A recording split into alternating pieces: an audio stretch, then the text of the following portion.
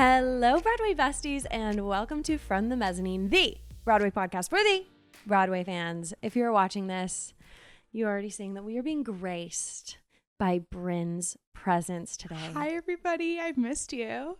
Bryn, nobody missed you more than me. The Broadway Besties, they can say that they missed you, but I'm so happy that you're back. I missed you too. You're back! I'm back. New York City missed me. I missed it. And here we are. Every time you get on, you say, "Did you miss me?" Because I Just missed you. But now it like really hits because you've been gone for an entire summer. Yeah. I feel like we have to reintroduce you to the Broadway Besties. Well, you probably have a lot of new listeners. They're like, who is this girl? Yeah, I have like 70,000 new listeners since you were last on. Really? Yeah. 70,000? Give or take, yeah. Wow. 400,000? What is the sound? Yeah, I know what you're talking about. 96,000 actually, to be specific. Oh. Mm-hmm. No way. Yeah. 525,600. Yeah. Actually, listeners. it's looking like that. Total. 25,000 podcast enjoyers. Yeah. Well, she's back. And where have you been? Why haven't we seen you? I have been working at summer camp for the whole summer, which never thought I'd be 26 working at summer camp, but it is my favorite place in the whole world. Yes. So it draws me in every year. Can't stay away. I love that. Yeah. I love that for you. Thank you. But it's time to get back to work, get back to New York, get back to seeing shows. Yep. Get a big girl job. Yeah. What are you most excited for about like this Broadway season? Okay, this season, I am so excited about Two Strangers, Carry a Cake Across New York. Mm-hmm. I've been obsessed with it since it was on the West End. I am obviously excited for Chess because Michele can do no wrong in my eyes. That's like a really controversial take. I know. But also, so many people feel that and say that. They won't say it though. Yeah, but they like, they say it, they whisper it. But it's like, I think more people share that sentiment than are willing to. Yeah, say. I'm unapologetically a Michele fan. Yeah. Plus, she's on her redemption era. She just did the tour, and that was that. Yeah, and she like embraced her Glee history on the tour. Yeah, I just refuse to believe that Jonathan Groff would be friends with someone who's terrible. Exactly, and also we're having a Glee reunion. I can't even think too hard about it. But she's not going to be in it. Yeah, I'd be shocked if she was. I don't think she will. I think it'll be the crew of like, I think it's like, what, like Mercedes and Kurt and Tina, like that group. It's not really a reunion without her. No, but also like, I don't think she'll go back to it because of Corey being not alive. Why? Well, I just think like her whole like Glee era was consumed by Corey. Mm-hmm.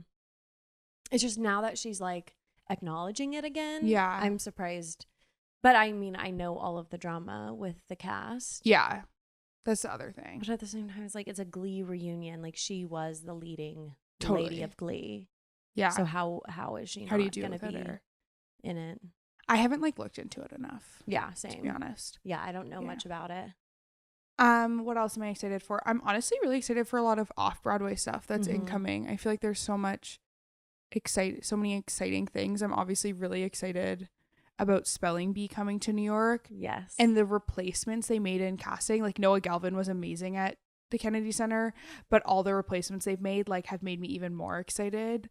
Obviously, if you've listened to me on this podcast before, you know that I'm Justin Cooley's #1 fan and like wish he won the Tony so bad. And I just know he's going to be so good in Spelling Bee.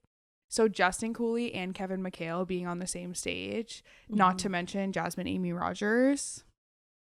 Insane. And then obviously I'm excited to see Heathers. I'm excited to see Ginger Twinsies. I cannot wait to take Bryn to Heathers because she does not know it. You are about to like go down a rabbit hole of obsession. I can't wait. You really are. And you might have to see it twice to be able to like really realize the power of it, but you're going to die. Like, you're going to love it. I can't wait. It's so you, and the fact that you don't know it. Do you know any of the songs? I know Dead Girl Walking and Candy Store. That's it, right? Yeah. Have you seen the movie? No. Yeah, you're gonna die. Yeah. It's so I can't wait. It's so everything. And specifically this cast is just like oh the my most God. perfect, young, energetic cast. I that, love like, Lorna Courtney love so much. And Casey Likes was just such a surprise. He's perfect. I'm so excited. So like I know you're like, oh, I don't need to see it quickly. I'm like, you need to see it. No, right I need away. to. And I need to be there. I need to. And like, I just can't wait for the journey you're about to be on. And the good thing is, like, though we don't have a cast album with this cast yet, we better get one. I think we probably will. You at least have like the historical one with Barrett Wilbert Weed, and it's so good. Yeah. But also, you're going to see like a different version because they've changed quite a bit. Like, they've taken out some of like my favorite songs. Oh, really? Okay, but they're not important songs. They're just hysterical, and they're not PC anymore. But they're so hysterical. So once I see it, I'll have to go back and like listen. Yeah, there's this one song from the original that's not in this one. That's like, okay, I don't want to give too much away about the context, but it's like a high school story. So there's like the jocks, and they're like trying to tempt Veronica to like F them. Yeah. And so they're like, you make my balls so blue, they're hurting badly. You make my balls so blue. Dun, dun, dun, dun. Then it's just funny. I thought this was a PG podcast. Oh, sorry. Lindsay. That song is wild. So good. Okay, I'll have to listen once I see the show. They'll crawl up on your face and purr like kittens. It's so my good. God. So they cut that song and like kind that. Of understandable. No, it was so funny. It was so funny. And now the song that they replaced it with, it's fine, but it's just like so. It's just like it's not hitting. It's not like it's high school, so it should be a little raunchy, and like fun and risque and whatever. And now it's just like, I want to get you in bed. Period. And it's like, meh. But it's still funny. It's fine. It's fine. I've only seen it the one time, so I think it'll grow on me the more times I see it and listen to the songs, the new songs. There's, I think, 3 new songs. Okay. One of them's really good. Were they written by the same people? Yeah, I believe so. Okay, that's because the same director who directed it originally on Broadway 10 years ago is still with it. And he's this crazy wild movie director. He did She's the Man with Amanda Bynes and Channing Tatum. Like, that is such a good movie. He's a big deal. Yeah. And that like is represented on stage because it has that same feeling that those like older like teenage cult classic movies have. Yeah. Wow. Anyways, I'm so excited for you to see it. Oh my God, wait, we're supposed to rush it at 11. Yeah, I have an alarm set. Okay, good. So you guys will hear the alarm go off. Okay. I almost just freaked out. We might see it tonight. We might. We're going to try. If we get the tickets. Yeah. Oh, wow. The way my heart just jumped out of my chest. Don't worry. I'm on it. Okay, good. Okay. My other show I'm really excited to see is Bat Boy at the City Center, the encore show. The cast is crazy. Because it's being led by Taylor Trench, who also, if you've listened to me on this podcast before, you know that I'm also his #1 fan. And like, I think I've not gotten a lot of people like to be a fan of him, but I think with Floyd Collins, a lot of people were able to like recognize him for the first time, and it was his first like Tony nomination and like a thing. Like, I think you now understand why I'm obsessed with him because of Floyd Collins. Correct. And I also just think like his role in like Floyd Collins was such a weird show. I don't know. I wasn't a huge fan, and his performance was great, but it was like a period piece and whatever.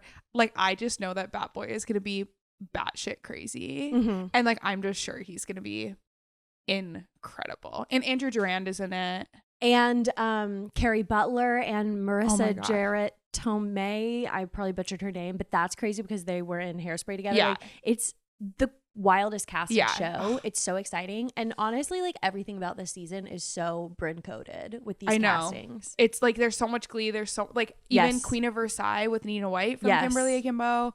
I'm excited to see her. Bryn rides for her faves, like in a way that I've never seen, but in a great way. Like, and what did that inspire us to do last night, Lindsay? Oh yes, okay. We need to talk about it. We saw Cabaret at the Kit Kat Club last night with Marsha or Marty Lauder, the understudy for the MC.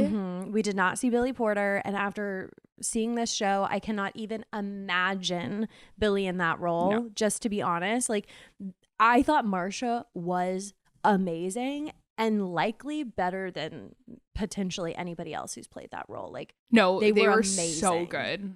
And they were, to me, other than Marsha Wallace, who was also great, they were the only time I was locked into the musical. Unfortunately, are you aren't familiar with Cabaret, like, to a high degree? I know the songs that were in Glee. Right. Okay. Yes.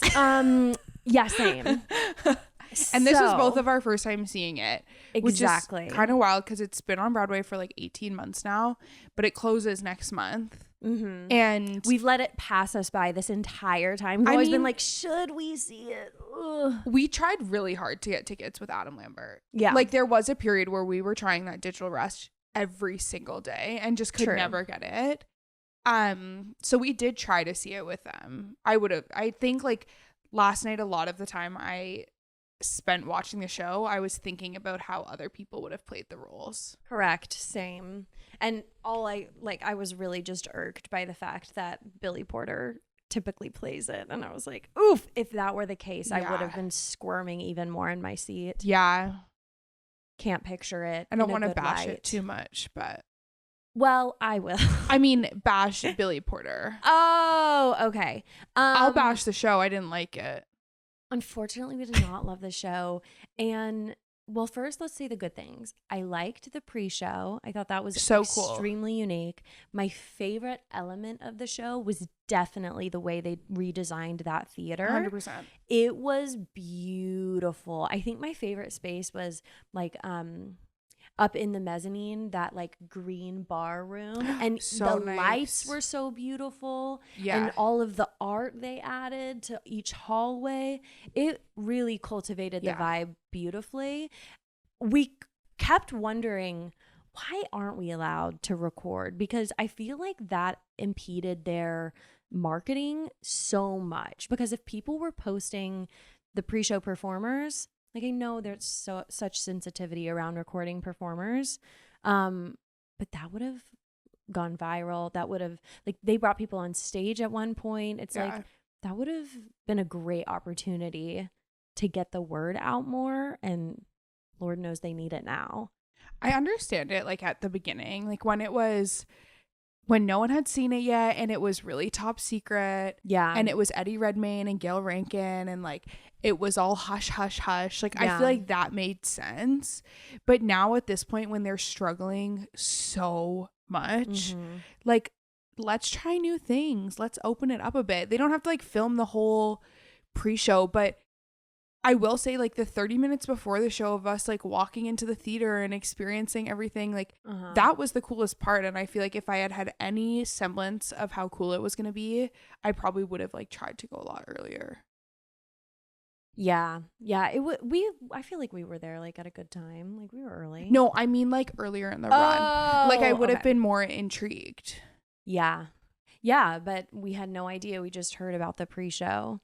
I thought it was just like a pre-show, you're in your seats and there's like people walking around the theater. Yeah. Like the way it is at like Moulin Rouge, how they walk around before. I didn't think it was like all throughout the theater. Yeah. If you haven't been, when you walk in like through a stage door, which is so cool. And then they put a sticker on your phone so that you cannot record. And it's just like they cultivated such a vibe. They clearly spent millions of dollars on redesigning that theater. And I just, like, as a marketing person, I feel like it's a missed opportunity to get eyes and interest on your show. That was the high point. For sure. Was it your first time in that theater? Yeah. Probably. Yeah, because I never saw Funny Girl. Yeah. I like didn't even recognize it. Yeah. From Funny Girl. So it is like they have done so much. I can't think about how much money it costs. Yeah. And then now it's just like they're going to gut it. And it's going to take forever for it to be available for another show. Yeah, because it's such a shame. It's like the walls are painted. Like, and you know the part that sucks? It's like we're going to talk about it, but the Broadway Flea is coming up. Like, they could have sold so much of that art at the Broadway so Flea. True. I'm sure they will next year. Yeah, but they're gonna have to hold it for like a whole year. Yeah. Okay, so performance wise, yes, both Marsha Wallace and Marsha were just outstanding to me. Okay, where to even begin? for one, it's just like aesthetically and like vibe wise not up my alley. I love like a Moulin Rouge, like sultry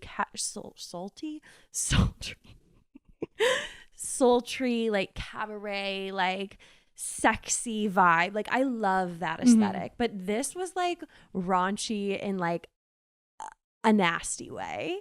It just like it which I like was like covering my eyes. Like they were like itching themselves. Yeah, it was a lot like for sure. Sniffing themselves. Like all of the ensemble members, they're like the players, right?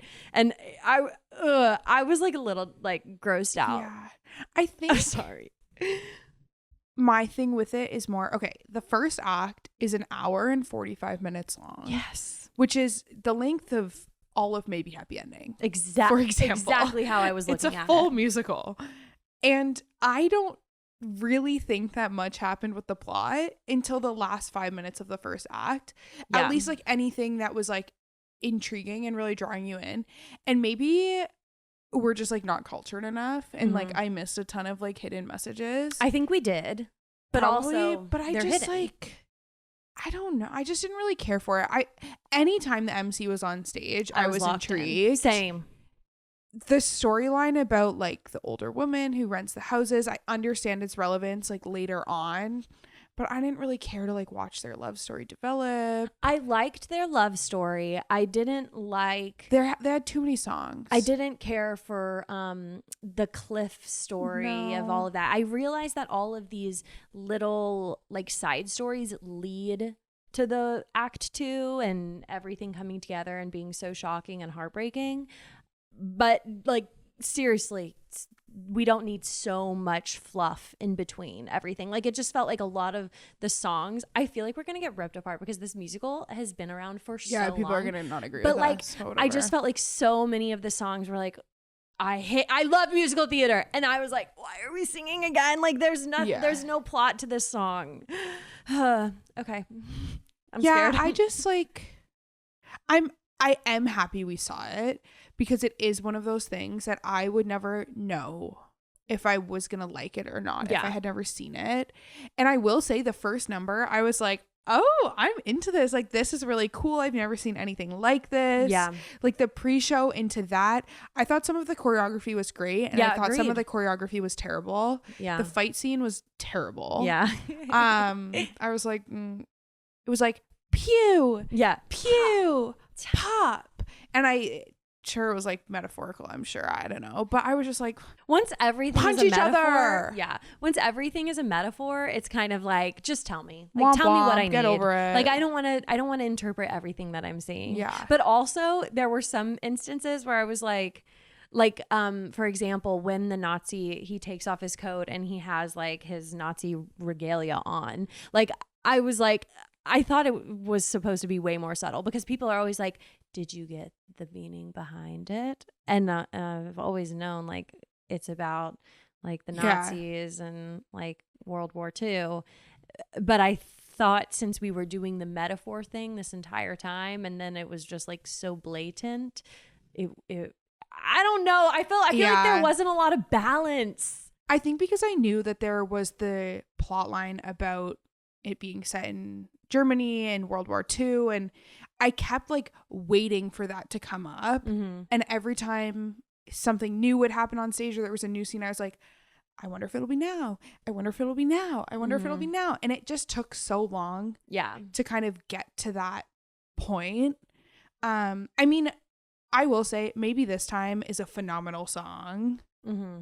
And the one that Sally Bowles sings in the second act, what's it even called? Like, come to the Cabaret. When she's like losing her mind. Like, that was the best part for those me. are great songs. Mm-hmm. I can only like, I literally have goosebumps right now thinking about Eva Noblezada singing those songs. Like, I'm sure it was unreal for her to, and Alihi Cravalho, I'm sure it was amazing, as was Marisha Wallace. But just not for me. Yeah, not for us, which honestly we knew. That's why we hadn't run to see it sooner. I mean, there were people that are living their best lives. Sobbing. We were like front row of the mezz, which honestly was a great view. Great seats. I really liked our view. But we could see everyone in like the front few tables really well. And like I wasn't super drawn into the musical at a lot of points. So I was kind of like looking at the audience, and there was this one person in like the front table, like like freaking out whenever like maybe this time was going on. They were like leaning forward, gasping, and then like screaming after. Like people love it. Yeah. We are that way for so many shows, but this one I just no. Check it off the list for the rest of my life. Yeah, and I'm so glad we saw it with Marsha. Like genuinely so happy. But one thing about me is if you were on Glee or you were on RuPaul's Drag Race, I will be there. And I did think it was really cool too about how at the end they were just in the suits, no makeup, no wigs. I was like, oh my God, who's who? Yeah, stylistically that was really fascinating. Like a lot of the choices I thought were genius. The makeup and everything was all like so intriguing. Yeah, but just like the story itself, for me, it would need to be revised. Like we need to tighten that up. Totally. And I'm sure that that's a sin to say. So is that all we have to say about Cabaret? That's all we have have to say about Cabaret. Okay. For my family friendly audience out there, I know I was just talking about balls. But now I'm going to talk about something else that is a little more family friendly. And that is Jamie Allen's Amaze that is currently playing at New World Stages that I saw recently. And this is truly the family friendly show that you need to bring your kids to. It's for a younger audience.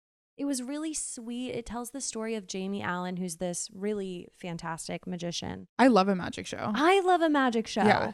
And it was fascinating. I have no idea how he did all of the illusions that he did. He's an amazing card trick magician. So it was really like, and the New World Stage Theater it's very intimate. So you're getting a really close look at his illusions, at his tricks, and he'll bring kids on stage. And oh my gosh, just seeing their reactions of how amazed that they were. Meanwhile, like I'm sitting in the audience and I'm gagged as well. Like I have no clue. He did the wildest things, like reading people's minds, and you just need to see it for yourself because it was really crazy. And I'm such a skeptic. Like I was Googling how he did some of these things after, and I still couldn't find the answers. So anyways, that's Jamie Allen's Amaze. It is playing at New World Stages. If you're interested, if you have a younger group coming into the city and you're wondering what you should take them to, I would totally recommend it. Yeah, it was fabulous. It was like, I was wowed. I was in awe. And it follows like his childhood story and how he like came to be and like why he is interested in magic. So it's like really set in the 80s. And he's like telling these stories about like growing up and playing with like the Rubik's Cube and like how that one thing led to another. And now he's off-Broadway and has his full own show. Yeah, it was fabulous. So I just wanted to let the Broadway Besties know about that. You probably already do because their marketing is all over the city. It's everywhere. He makes a woman levitate. It's fascinating stuff. So that is Jamie Allen's Amaze. And can I say one thing about marketing really quick? Yes. I'm putting my phone away now. We're not getting rush tickets. The new ad on the back of the playbills. It needs to be changed. It's a Skechers ad. I missed the prep ad. What so in the ugly. AI generated this Skechers ad? It's bad. It's really bad. And then I went on the subway after and it was everywhere. Yeah. And I'm just like, this doesn't make me want to buy Skechers. Like put a picture of adult sized light up sneakers and then I'll buy Skechers. Okay. Oh my God, that's so funny. Yeah, I saw people like carrying around their playbills last night and I was like, what is that? It's so gross. Sorry, I'm just I'm not a fan. Checking for Heather's. It's not happening, unfortunately. It's okay. It's okay. If it happens, it'll be in like the next 10 minutes. It happens. Okay. So I think we should get into our Broadway grosses. Yes, guys. Sorry. You know what we should go see one day? What? The Gazillion Bubble Show? Yes. Don't even. Have you ever been invited? No. Guys, please invite us to the Gazillion Bubble Show. I'm so intrigued. Okay, anyway. Josh was just talking about how apparently they have like a host of the Gazillion Bubble Show and maybe it changes and how like that's his dream job. Like he wants to be the host so bad. I just will always think about in Drag the Musical when Alaska makes the comment. What? I forgot. Like there's just like, she's like, we're in the same building as the Gazillion Bubble Show. Amazing stuff. I've heard it's actually pretty amazing. Oh my God, I would have the time of my life.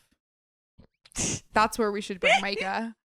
No, we're not wasting his. No. This boy, he's my little cousin who I talk about all the time on the pod. He's coming for my wedding. He's coming to New York City, and so we were talking about what show to take him to, and no, he's too sophisticated for the Gazillion Bubble Show. You're right. He wants to see MJ or Outsiders. He calls it Brothers. Oh, yes, Micah. We were like. He was requesting the song and he just kept saying brothers. They're brothers. That's all he could tell us about it. And we were like, what? What are you talking about? And eventually we figured out he was talking about the Outsiders. I was like, that's beautiful. That would be a good show to take him to. Well, yes. Of course. He loves it. Okay. Anyways. Grosses. So, I have not looked at grosses in months. I've been off the grid. Okay, so this is for the week ending on August 31st. Our numero uno, you want to give me a guess? Think about the time, like what's happening right now. Okay, like the things I'm thinking of that are closing wouldn't get that. Oh, Hamilton. Yes, Hamilton is number 1. She's smart. Wicked is number 2, and Lion King is 3. What is 4? Take a guess. Ooh, it's a new one. Mamma Mia. Yes, they're doing it's so a massive well. theater, and I have been seeing all over my Instagram, like friends I know who aren't theater people are going to see Mamma Mia. Yeah, of course. Exactly. It's Mamma Mia. So you need to see it. What do you think 5 is? I don't know. Maybe Happy Ending. No. Is 5. It was Darren's last week. Yes. I am so curious what it's going to look like next week. Me too, but it has been like in the top 10, like to like the top of the top. That is amazing. It's amazing. So yeah, maybe Happy Ending is 5. Death Becomes Her is 6. I need to see that again. That amazing. MJ is 7. Okay. So I'm like, hell yeah, like these new ones coming in and Tourist bumping season, the older ones down. I know. Sorry. I want everything to be successful, but I love to see new shows breaking into the top 10. Just in Time is 8. Yeah. Oh Mary is 9. Outsiders is 10. Okay. So just below is Aladdin, Buena Vista, Harry Potter. And then are you ready to look at the bottom? Every single week I say I'm not going to look at the bottom again, but I keep having to look at the bottom. I mean, I know Cabaret is down there. Cabaret is the lowest grossing musical. That is in Cabaret being below Chicago is diabolical because I also just know that the running costs of Cabaret have to be like 10 times the running costs of Chicago. Yeah. Good point. So yeah, then Chicago and then 6 and then Hadestown, like your usual suspects at the bottom. I think Hadestown next week we'll see a bump up with the new cast joining. But they're interesting because they're always low, but their capacity is always high. Exactly. Yeah. Like they're always at like 99, 100. But I think their average ticket price is just not that high, which there's nothing wrong with that. Exactly. I don't think we have to worry about them anytime soon. No. And I love they like continuously switch up their cast and like make really good decisions on that. Yeah. So I think that they're fine. It's 6 that I'm just waiting. I know. I'm interested. Jeff Ross, Take a Banana for the Ride, is doing like appallingly poorly. They had 39% capacity. I get a free ticket offer for that every day from NYU. Do you really? Wow. Yeah, they're grossing 137,000. It's like how many tickets did they sell for the week? 3,700. Yeah. Yeah, it's not good. Yeah. But that's our grosses. It's something like that where I go, who made the choice that you should come to Broadway? Exactly. That's what I've been saying every week. Yeah. Yeah. I'm not saying it's a bad show. Yeah, we don't know. We haven't seen it. But why Broadway? Yeah, exactly. But I guess for a theater that, like that theater, for example, was empty earlier than they thought because Redwood closed. And maybe they have something planned next that's not coming in for a while. Like, I guess why not fill it for a month? Or like 2 months, however long he's doing this. Aren't they losing money having it operating at that rate? Like, you'd think so. Yeah, I think so. Oosh. Yikes. Are you ready to get into our Broadway news? Yeah. We have some good news this week, genuinely. Okay, so first up, I want to talk about the Broadway Flea. because I haven't mentioned it on the pod yet, and we are getting close. Wait. September 21st, 10 a.m. to 7 p.m. We'll probably be there all day again. 10 a.m. tomorrow. 10 Santa's coming. Santa's coming. Genuinely, that's what it feels like. It is Christmas for theater kids. It's so fun. So a few things that I've thought about for this year's Flea. Yes. Okay. One, they've expanded to both sides of 44th Street. Precisely. So we've got 2 blocks where it's 2 sides of the street. Or no, 45th is just the one. West 44th and West 45th Streets. Yeah, between 7th and 8th Avenues. You know what else is happening that day? Tell me. That is going to make the streets crazy. What? It's Brody's last show in The Outsiders. Oh. It's going to be cutthroat. The at rush Outsiders table is going to be, because the rush line for that show is going to be crazy. People are going to get there at like 1 a.m, watch the whole Flea setup. And then if the Outsiders table is right across from their theater, like it was last year, where it's like everyone is there and then also all the people are on the street rushing, I can't. It's going to be crazy. Clear. I'm steering clear. You will not catch me at that Outsiders table. I love just going through all of the random stuff. Yeah. Though. It's so fun. Is there a table you're like really excited about? Not really. I'm always looking forward to like the drama bookshops table, which last year I don't know that they had a table, but the year before it was really good. I like the random ones. Like I don't love the theater tables as much. I really like the ones for shows that have closed, because they're like last year, like all the insane Kimberly stuff. Like I got a Kimberly program that was signed by the entire OBC for $5. Like if there's a gypsy table, like I'd love to get something cool with Audra's signature. Maybe happy ending. I'm curious, but it'll be expensive. Yeah.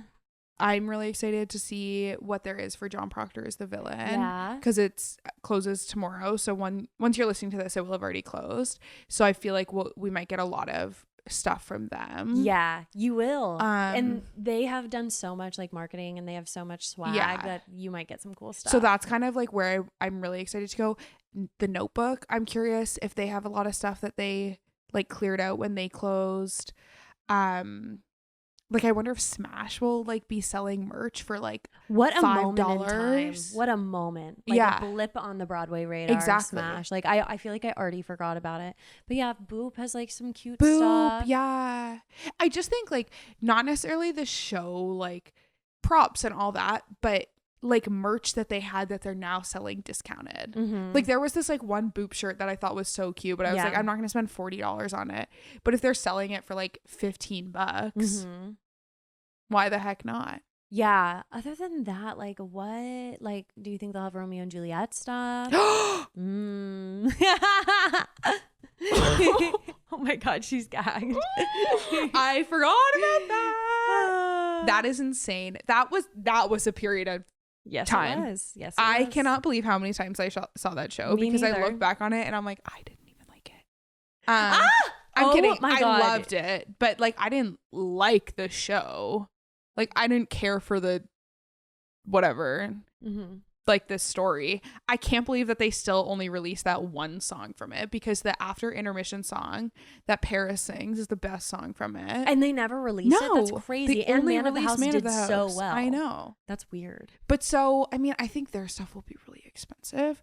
But if they have like teddy bears or like they gave out like invitations and stuff, like I wonder if they'll have that kind of stuff. I mean, last year I got a used stage prop from Anne Juliet for $1. Like that's the kind of stuff that I'm like excited to see, and we'll be there right when it begins, ready to go, tote bags in hand. It's just so much fun to be around these psychotic like-minded people, and hopefully it's less chaotic since they've expanded, but I think they expanded, so more people are gonna come. It's gonna be more chaotic. Like see so many people that like just like running into people is fun. That's like the best part. Just like the way that we like last year just walked around near the autograph tables as they were like ending, we're like, oh, there goes blah blah blah, like there goes this person. Or like at the Outsiders table last year, they were all just hanging out. Like I love the period from like 12 to 2 when all the actors are starting to arrive for the matinees. It's just like, I'm excited for the Heather's table. Like I'll be buying some of that stuff. Do you think they'll have a whole table? I have insider information that I believe it did. I'm trying to think what else is closed in the last year that I'm like excited to. I feel like that's pretty much everything. Yeah, like I loved The Notebook, so I'm really intrigued to see like what they have. They haven't announced who is going to be at like the actual where you can like walk through and get people's signatures and whatever. They haven't announced that, but they have said that they're going to have Tom Francis's Sweaty Bloody Tank Top and something from Romeo and Juliet. You sick people, you're sick. Just kidding. But if it was Jonathan Bailey's, I don't want to talk about it. Like I was thinking about this week, like how I truly have a sickness for Jonathan Bailey and Aaron Tveit. I opened a can of worms. It's just, yeah. Okay. Sorry. We're not going to talk about it. They say they have cameo opportunities in Broadway's & Juliet and Death Becomes Her. What does that mean? Are they auctioning off a cameo opportunity as in like, I get to go on stage? Probably. That's awesome. Because you know how in & Juliet they had that like random politician woman come for one day? That is amazing. That's like probably going to be thousands and thousands of dollars. I have the money. I'm kidding. Okay. She does not. Handwritten and signed musical phrases from Ragtime. Interesting. I can't believe we're Rachel talking about Zegler's dress and Doc Martens. Yes, I did know that. Crazy. I can't believe we were talking about what we're excited for this season, and I didn't talk about the fact that Ben Levi Ross is going to be on Broadway. I'm sorry, I'm blanking. And what? Ragtime. Oh, Ragtime is so like an afterthought to me because like it already came and had its moment. Yes, but I think it's going to do very well. Maybe not money wise, but critically, I think it will. Oh, okay, yes. Like I think it will be. I think that cast will be in the running for a lot of Tonys. This is crazy. The chance to conduct the exit music for Wicked. You can do it. That's good. Yeah, from your seat. Opportunities to shadow a stage manager at Lion King and Moulin Rouge and The Outsiders. Wow, a chance to watch and listen from the orchestra pit in Lion King and Hamilton. That is sick. VIP house seats. So yeah, sounds awesome. Lindsay, I have a question for you. What are we doing the day that this podcast episode comes out? Guys, we are seeing Leslie Odom Jr. in his first performance back in Hamilton. We're gonna be in the room where it happens. I have tears in my eyes. I just like I can't really like put into perspective at this moment like what it's gonna mean, but it's like I can't. The whole cast is gonna be there. I bet. I can't.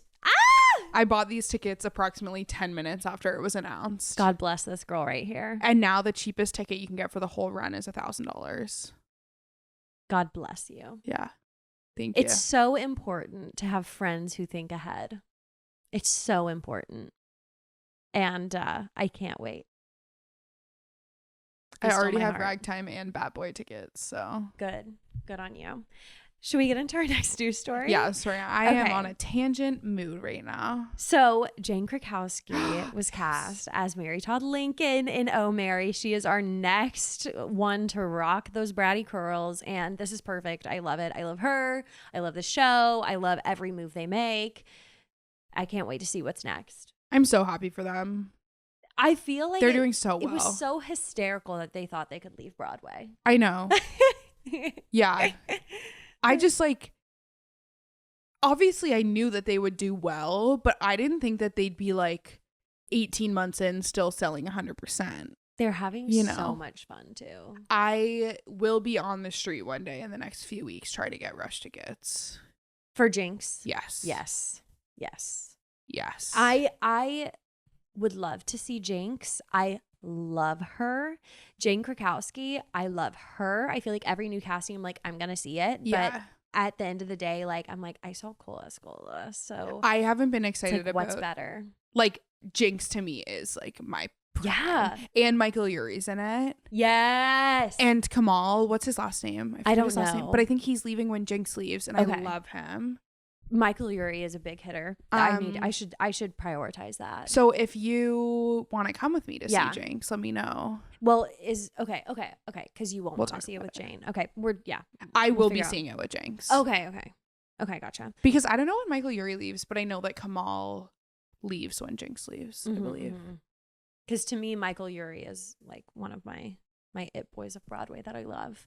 But Jane Krakowski will be stepping into the role from October 14th to December 7th. She said in a statement, quote, "From the first time I watched Oh Mary Downtown, I thought, how do I get myself on the stage for this role?" That's what everybody says. So everybody says that. After watching Cole take the NYC taxi ride uptown and now worshiping it 4 times more, I made it. Oh Mary is a comedic work of genius that ends up in my dream version of 7 Minutes in Heaven, quote. So clearly she this is the role every girl wants. Like every girl. Who do you think will be next? That's what I keep trying to think. Like I am not smart enough for this casting team. Like every move they make is better than anything I could have done myself. I was trying to think about that recently. I think when we got like the last casting of Jinx. So we've had Betty Gilpin. Yes. We've had Titus. Yes. Then Cole came back. Then Titus came back. Then Jinx. And then it's going to be Jane. I just like the way that Jinx just like breathes. Like she is so funny. She is so funny. So, and that's who has to play this role. It's somebody who like they don't try whatsoever. They just like hysterical. Move a muscle and they make you laugh. We'll have to brainstorm. I haven't been able to think of a casting for this role. Josh Gad.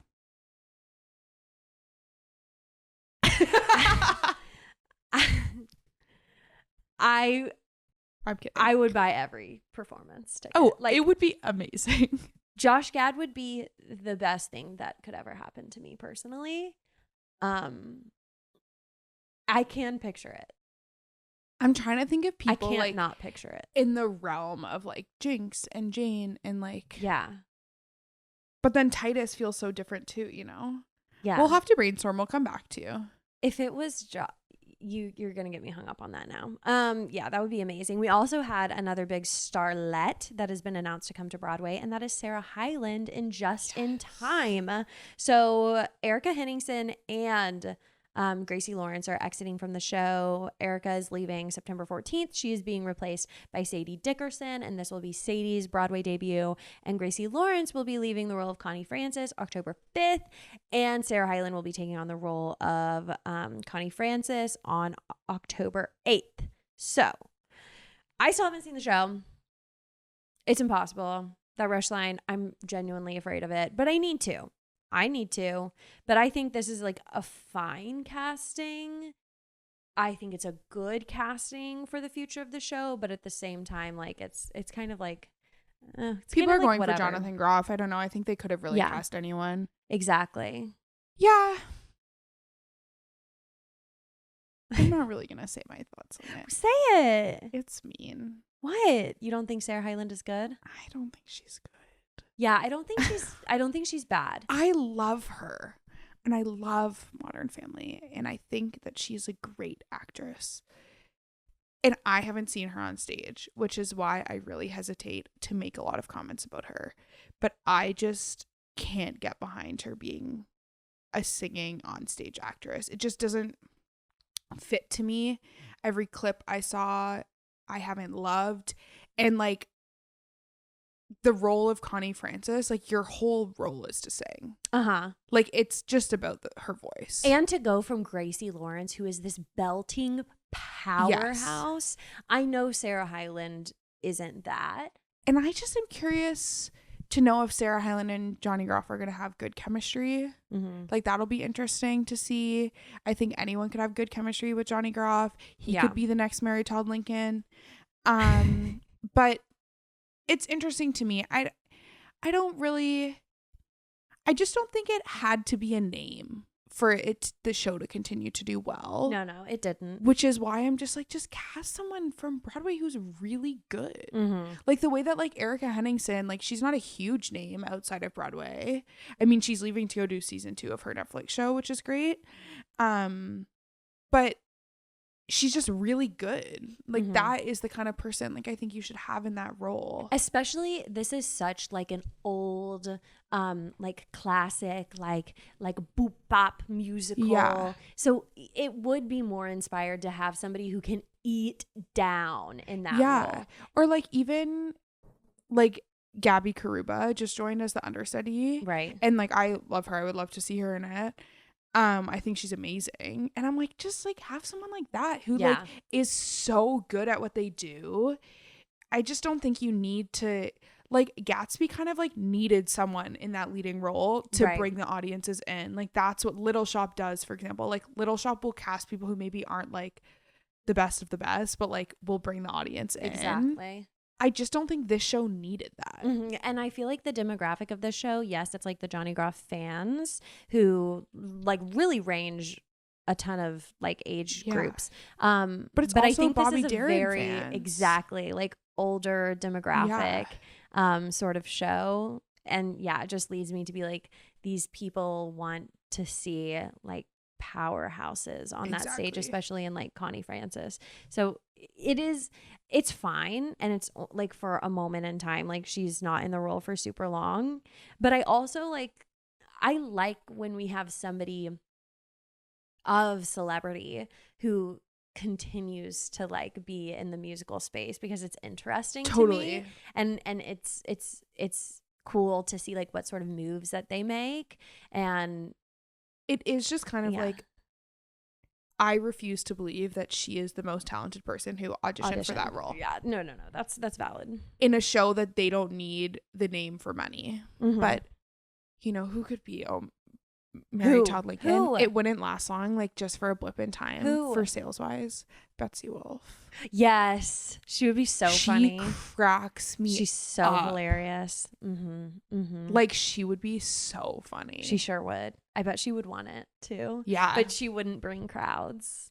No, she could do it for like 2 weeks. Yeah, but that's a lot to learn and a lot of effort for 2 weeks. Yeah, she would be excellent. Anyway, there's definitely a lot of like Broadway hysterical people who would be good, but this show has been casting like more like larger names. Yeah, so that's Jinx is the perfect balance in my opinion. Perfect, and Jane. Yeah, and Titus. Like, they're all like, of the same vibe. So our last news story is another bit of casting news, and it is that we have our cast for Romy and Michele, and it is Laura Bell Bundy from Hairspray and Legally Blonde fame, and is it Lindsay or Cara Lindsay? Cara, as far as I know. And she was most recently in Once Upon a Mattress. What else is she like really well known for? She was in Newsies. I was like, is it Wicked? Like, I know it's like some class. She also was Glinda. Okay, yes, she's well loved. Like, I know that I love her. I just have a hard time being like, what do I love you for? I also just like, she has shared a lot about how like in the last, I think, year or year and a half, she was diagnosed with breast cancer. Yeah. And was like really open about that, and, you know, has shared like pictures and like kind of shared her journey. And I think it's just one of those things where it's like, you can just tell she's like a good person. Oh yeah, and everybody's gonna champion her and Laura Bell Bundy in this musical that is playing Off-Broadway at Stage 42. It's gonna be so much fun. It begins performances on October 14th, so soon. And the opening night is set for October 28th. I'm excited to see the journey of this show. Is it going to be good enough to come to Broadway? I think we're gonna have so much fun at it. Yeah. And we haven't seen the movie, right? No. It kind of, to me, seems like it could be the type of show like Drag or like Teeth that like has really good off-Broadway runs and like could transfer to like New World Stages, like a bigger off-Broadway venue. But I don't think it would have the audience for a Broadway show. I completely agree, but I'm really excited because I don't think this is like gonna be it for it. The way that they're marketing it and the fact that we have like two insanely perfect Broadway leading ladies in it, it's like, okay, they're swinging high for this show, so there's gonna be more to it. Totally. You know what else I'm excited to see on Broadway? It had a run earlier this year and I missed it, and now it's having a second run. Beau, the musical. I was told I needed to see that. And Jeb Brown from Dead Outlaw is joining the cast for the new run of it. Oh. Yeah. So where's the new run? Another off-Broadway theater. I forget where, but like a bigger theater. I heard amazing things. I heard amazing The Broadway Besties were like, you have to go and see that. So we'll have to go when it reopens. We will. Shout out Beau. We're excited for you as well. But there's a lot of excitement. The only thing that I'm like literally counting down the days for is chess. I cannot wait. But things are looking up for this season. It doesn't feel overwhelming yet. Like, we're getting like too much good or too much like, why is that coming? Like, it doesn't feel like that to me. It's like, okay, we've set like the foundation for this season. I'm excited to see what happens next. It feels like so up the alley of like the 20 to 30-year-old Broadway girlies. It does. Not just Broadway, but like everything that's off Broadway right now. It just like, I feel like it's so like fits our demographic. Like there's so many things that I'm like, oh my God, that was made for me. Like that's done with me in mind. Like all these little things. Definitely you specifically. Totally. And it doesn't feel super commercial either. No. Like, yes, like Chess a Revival, but like it seems like we're making some really interesting choices right now. Yeah, I don't think there's any like movie adaptations coming, you know, stuff like that. I mean, Greatest Showman in like 2 years. That's gonna be epic. I'm excited like for Cats down the line to be back. I am excited about like Lost Boys, even though I don't know a ton about it. Queen of Versailles. Yeah, Josh says Lost Boys is gonna win Best New Musical. Really? It's kind of giving Outsiders. It is. I don't know anything about it, but from what I gather. We have Wanted that's been talked about quite a bit, and I think it seems pretty good. Is that the one that was Gun and Powder? Yes, exactly. Okay. And now it's like getting all of this controversy because they're one of the leading ladies is suing them. Yeah, for like good reason. That's a rough start. It is a rough start. There's a lot of really interesting plays too coming, like at like through Second Stage at Helen Hayes Theater and through MTC at the, I always forget what it's called, the Samuel J. Friedman Theater. Like lots of interesting plays. I'm excited. So much good stuff. And Bryn is back to see it all. Yes. Okay. If anyone's hiring, let me know. Yeah. Kidding.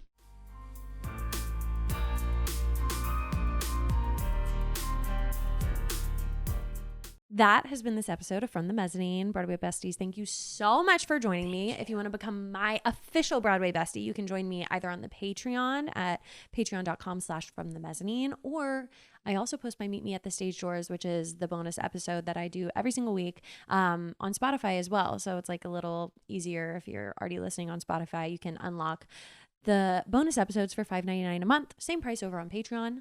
Bryn, why don't you plug your accounts? Oh my goodness, I am just at Bryn Harvey Raymond on everything. She's about to get back into her theater girl era, so I will. I'm gonna start posting on TikTok again. Yeah. Unfortunately, last night we were not in the mood. After seeing Cabaret, I was like, I can't smile on a TikTok right now. I'm just like not feeling the vibe. But we'll get back to our regularly scheduled programming very soon. Especially if we get to see Heathers tonight. Hopefully. You can follow me on Instagram and TikTok at From the Mezzanine Broadway, and you can find all things From the Mezzanine at FromTheMezzanine.com. Thank you for being Broadway Besties, and we'll see you next Tuesday. Bye. Still no tickets.